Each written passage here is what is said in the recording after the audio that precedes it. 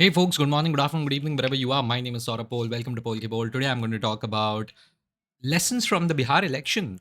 Let me start by saying that this was an incredible win by the NDA. Everyone knows that, right? Like, I wasn't expecting it. Like, it was going to be such a big win from what I had read.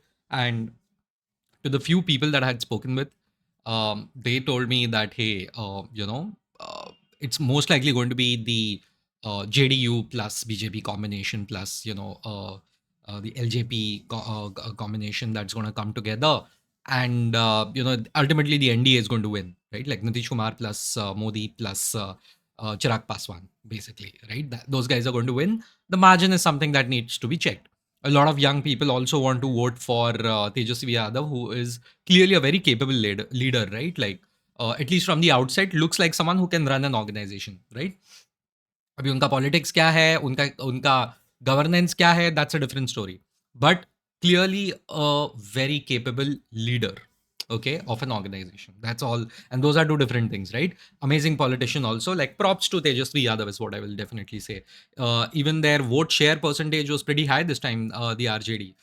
People do see, when I see the results, it's like, wow, the NDA completely trounced the opposition, right? Like, and that's incredible. Like, it's a clear cut win, it's a landslide win.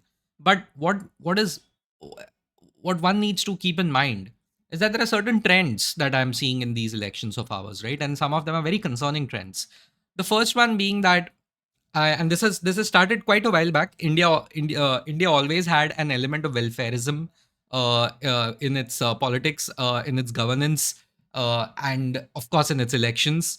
But now it has become extremely regular, common, accepted, and sometimes even promoted, lauded, and celebrated. Okay, I'm not able to understand. I am able to understand. I'm just finding it tough to accept that we are just giving out freebies from money that we do not have. The number one thing that I will definitely talk about is welfareism. I mean, it's unchecked, it's unregulated, it's ill-advised in a lot of ways. But if you try to say something about it or against it, the first thing is you're going to be accused of being an elitist, ignorant, coastal, young loser or something of that sort, right? Ki तुमको क्या पता, तुमने दुनिया नहीं देखी है, and these poor people, they need it, so on and so forth. I completely agree. I'm okay with welfareism. Please, the government should be helping out uh, the vast majority of India, which is completely underserved and vulnerable and poor. But where's that money coming from? That's my only point. आप debt पे debt लिए जा रहे हो. Our state governments are in debt. Our state governments are in extreme amount of debt, even the successful ones, by the way, which includes Tamil Nadu and even Kerala, for that matter, which I don't think is an economic success. In terms of social parity, they're an extreme success, but also it comes at the cost of, I mean, they it's not exactly booming as an economy, right? Kerala has incredible potential, but coming back to Bihar, which is not exactly known as a booming economy in anything, um, it's it's derided. The state of Bihar is derided. The word Bihari is used as a slur, unfortunately. It is what it is, right? And it's been going on for decades now. Even since I was a kid, I remember. And nothing has changed since then, which is so unfortunate, by the way. Even today, if you talk about, someone like, like something like a UP, like in Uttar Pradesh also, like they have really improved their PR in the last 10 years or so, and many things have improved in UP. The rise of Noida has really helped them, by the way. But coming back to Bihar's condition and the welfareism that is going on, I think, and here's the thing, right? It is being done by everyone. It is being done by the BJP. It is being done by the Congress. It is being done by everyone. RJD, boldo, JDU, boldo. I mean, I won't say it was started by Arvind Kejriwal's Aam Aadmi Party in Delhi with all the free electricity, free water, and so on and so forth. That too for certain parts of the city. But obviously, if you remember, like Jayalalitha of AIDMK, right? She also was very well known for having strong welfareist practices. Okay, they even had like Anna, like they had those canteens, Amma canteens and all. Okay, And the logic was that, poor people, if they're given food, they'll go out there and at least, not, be wanting for food, not be hungry and not take wrong decisions or stuff like that, right? Like the least a government can do is actually feed its people, which I completely agree with, by the way. But these things were not like direct cash. Okay. I think that really happened with the Madhya Pradesh elections. People can correct me if I'm wrong, with the Ladli Behna campaign, which happened a couple of years ago. And that really gave everyone a lot of ideas. And they were like, boss, Ladli, matlab, you just straight up, target the women electorate who is extremely oppressed outside of like urban cities. Urban India, maybe it's not that great, but it is way better than rural India. And I mean, these people, basically everyone has realized the most influential cohort in Indian politics today is women, and how to basically attract women and convince them that you're looking out for them is actually give them direct money. And honestly, and of course I live in Maharashtra, right? So we have the Ladki Bahin, which is nothing but a Marathi version of Ladli Behna. And we have the Ladki Bahin Yojana, and which is basically like 2,500 rupees per month, if I'm not wrong, for any woman in a family who earns less than 5 lakh rupees per annum, something of that sort, right? And that's like a huge majority, a huge majority, right? And I know people in my life, right, who have actually received this money. And I remember, like, even the opposition, they were asked, the Prithviraj Chavan is one of the, he used to be a chief minister of Maharashtra at one point of time. He's a very big Congress, more north, Delhi side Congress guy. He basically said that women definitely deserve this because of all the unpaid labor that they do in society, and all the unseen and ignored efforts that women put in families and societies. And you know what, I completely agree. That's, I mean, not a wrong point at all. एक तो हमारे देश में, मतलब, there is insane sexism, whether you like it or not. Let's accept it, right? I'm not saying men don't have it bad. I'm a man, trust me. I know how fucking shit it is at times. But there is clear cut sexism in certain aspects of our society. I know family members who are not allowed to work because they are women. Okay, of course not in urban India, not in my immediate surrounding, but वो दूर दूर दूर के रिश्तेदार कभी कहीं 10 साल में एक बार मिले तो, and my mom is like, oh, she wants to work but cannot work because ऐसा allowed नहीं है वो side पे. I was like, wow. I mean, not like wow, like, not that I didn't know about this. Obviously, if you have any common sense, if you read a little bit, if you talk to people, this is very common in India. But अपने खुद के family में जब होता है and you meet that person, you're like, oh, I was better off if I didn't know about all this, right? But coming back, the women of Bihar are no different, right? And they are also doing unpaid labor in our country. And essentially they're like, why not? Why don't I also deserve direct cash handouts, right? And so that is exactly the was promised by the campaigning, all campaigning sites for that matter. But the argument that I read was that, hey, if they see that you are in power and you are saying that you will give this to me, they believe you more. If you're in the opposition and you're like, give it to me, give me a vote and I'll ensure you get your welfare check, the people are like, oh, if we don't trust you, you're not in power. The people in power are also promising me that they're more likely to fulfill this, promise. So when you see that, so they vote for it logically. And I'm not saying, and if you look at the comments on Twitter and everything, they are like, oh, this is a bribe, this is a bribe. In a lot of ways, it feels that way. But you know, uh, I personally, my major challenge with this is just get it from money that you have, man. Don't put the country in debt. Don't put the state in debt, definitely. Because what this leads to is just that, robbing Peter to pay Paul wala hisab. It's like आप दूसरे services को कम करके यहाँ से वहां पैसा इधर से उधर करने वाले हो, correct? Or you are going to increase taxes, and anyway we are not exactly known as an innovative country, so people are going to evade taxes, right? Which just makes the problem worse, because what, 2.5% of the country is paying taxes at this point of time. It's shock, direct taxes. It's shocking, right? So welfareism is on the rise. It's not stopping. And our prime minister goes out and gives speeches about welfareism everywhere. Even our leader of opposition also goes out and talks about welfareism. On the national level, we are proud of our welfareism. On a state level, we are proud of our welfareism. But fiscally responsible welfareism is what I would request. But who am I, right? So that was that. The second thing that I'm seeing is, which is very concerning, is uh, folks, if you're losing an election, do not, you know, start with like democracy खतरे में है and vote चोरी हो गया, EVM hack हो गया.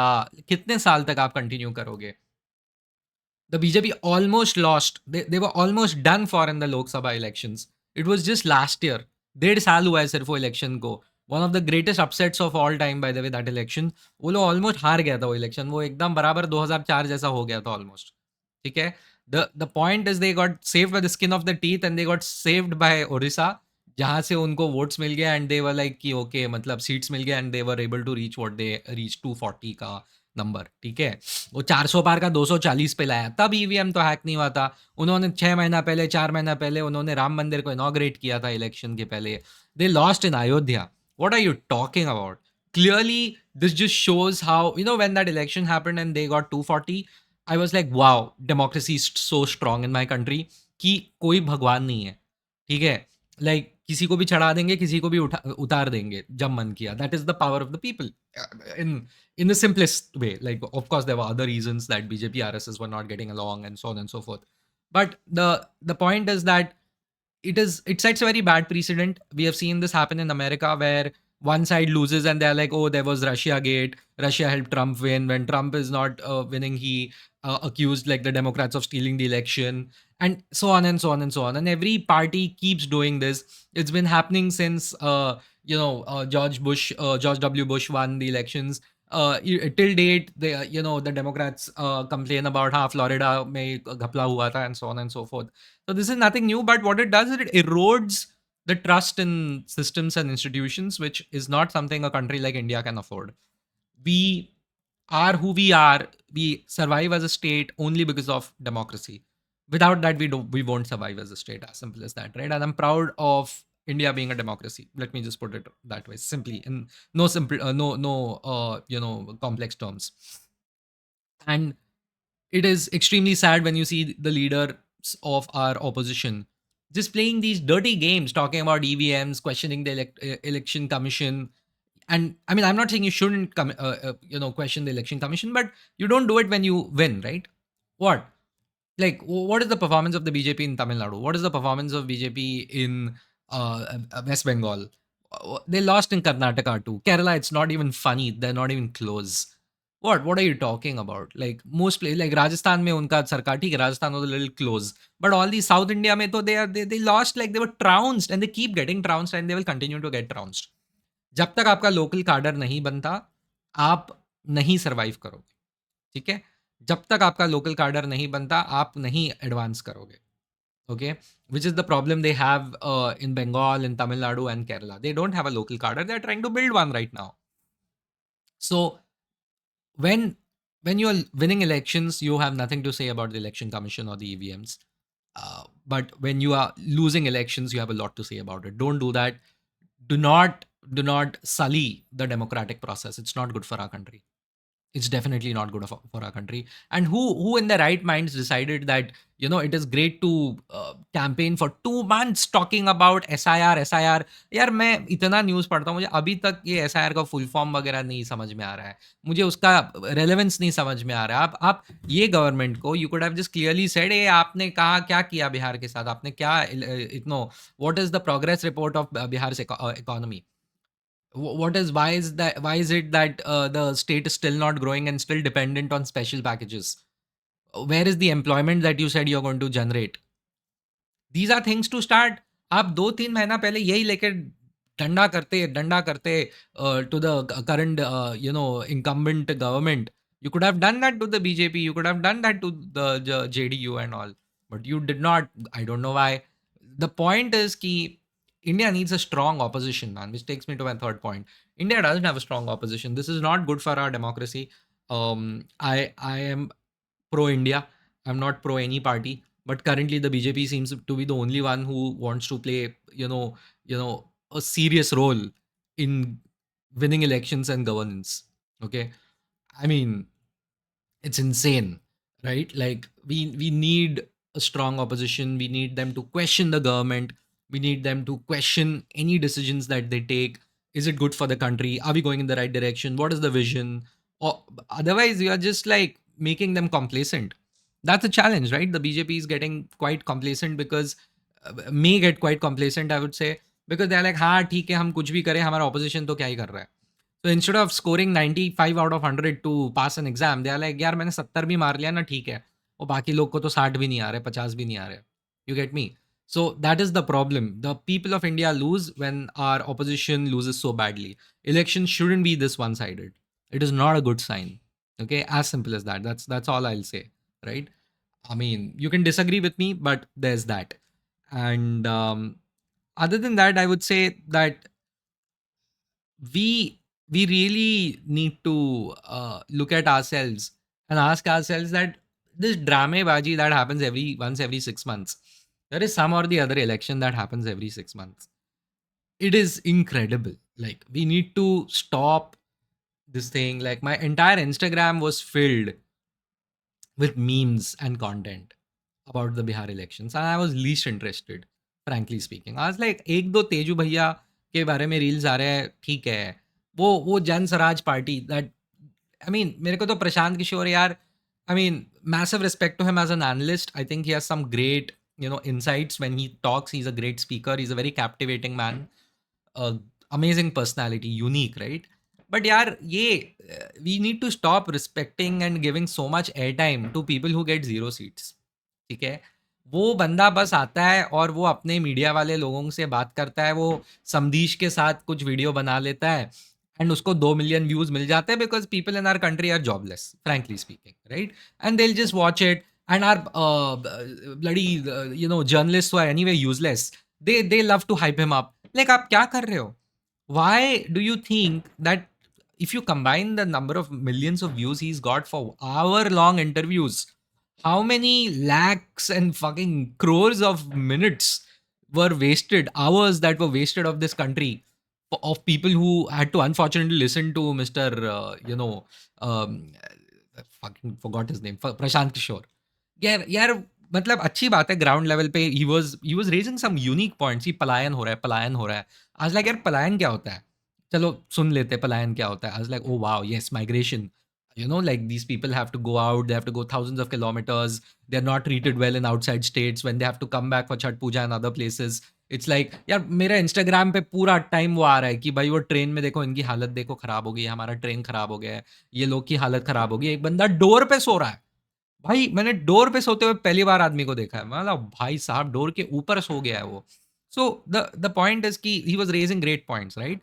But he is more of a theory guy than an actual real practical person, because I'm sure he'll one day win a couple of seats here and there. Maybe he'll win 10, 15, 20 seats, but maybe it will take 10 years or so, and then I will probably listen to the man ever again. I do not take Prashant Kishore seriously. I think he has great ideas, incredibly intelligent man, right? Great set of ideals also, as I said, but not a serious politician who should not be interviewed. I don't think he should be interviewed in the capacity of being a politician. He should be interviewed being an analyst, which he is an incredible one. As a consultant, he's a fantastic one. As a checkered past, and I mean, lots kudos to him for that, right? But not a politician. And our media also needs to take some responsibility कि आप किन लोगों को platform दे रहे हो, आप क्या कर रहे हो. हमारे लोग तो वैसे भी मतलब वेले बैठे हैं, उनको क्या फ़र्क है, उनको कंटेंट दिख गया. वो समदीश ने तो भाई मस्त एकदम हैक कर लिया है. वो भाई मतलब massive respect to Samdish by the way. इतना ओरिजिनल कंटेंट कौन बनाता है यार, मतलब Unfiltered by Samdesh is one of the greatest shows out there. But again, that man has insane politics. He's like whatever, but no problem, right? Like let's not judge anyone based just on their politics, right? And he's not a politician anyway. He definitely, has an activist bent to him, but there is nothing wrong with that, right? So massive respect to Samdesh, but once again, he's more entertainment than anything else. And this thing, again, another lesson from the Bihar election is the fact that the media holds no power. Nitish Kumar didn't even give a single interview. He he's got 82 seats. Okay, the BJP got 89 seats. वो पूरा आवाज कर करके 89 seats लेके आया. इतनी बड़ी, the world's biggest political party is the BJP, and these people have got 89 seats, and this guy has got 82 seats. I mean, of course, it was like where do you compete and how much it was the win percentage and all, obviously. But I mean, यार क्यों मतलब क्या है media क्या influence करता है इस देश में हिंदी स्पीकिंग इंग्लिश स्पीकिंग तो कुछ भी नहीं करता मेरे हिसाब से बट हिंदी स्पीकिंग मीडिया भी क्या क्या क्या what do they influence nothing we need to stop taking the media seriously they have disgraced themselves because see I expect you as an anchor as a journalist of great renown to filter the people who you interview. When you interview someone, because you are acting like just a vehicle for someone else's PR campaign. Don't do that. It's embarrassing. See, in all this conversation, it's been 20 minutes till now in this bhashan monologue. Not once have I analyzed why did someone vote for BJP और why did someone not vote for RJD मेरे को आता ही नहीं है मुझे जिस बारे में नहीं आता मैं उसके बारे में बात नहीं करूंगा but I definitely can spot some patterns here right? So, just to conclude, the number one thing is that welfareism is unchecked and flourishing in India. This is going to cause problems in the future. Number two is we need, an opposition that is not crying foul every time they lose, which is a lot and often, unfortunately. Third, we need to stop taking Prashant Kishore seriously as a political candidate or a political personality for that matter as an analyst, very much so, top tier. But and the fourth one obviously is that um, we need to stop taking the media in general seriously. Like they don't matter. This is all a game. It's a circus. It's a circus. I used to think the media was serious. I was wrong. This is a goddamn circus. Okay, I mean, what exactly is the analysis? What are the exit polls? हमने जो देखा कोई भी जीत सकता है बोलने के लिए मैं क्यों दे रहा वीडियो देखूं फिर तो क्या एग्जिट पोलिंग है वो तो मैं भी बोल सकता है कोई भी जीतेगा क्लोज है क्या बकवास कर रहे हैं यार the quality of content in this country is under the ground it's pathetic. Anyway, that is those were some of the lessons I learned from the Bihar election. What do you think? Put it in the comment section and let me know. And yeah, this was Paul Kibol. Like, comment, subscribe. See ya.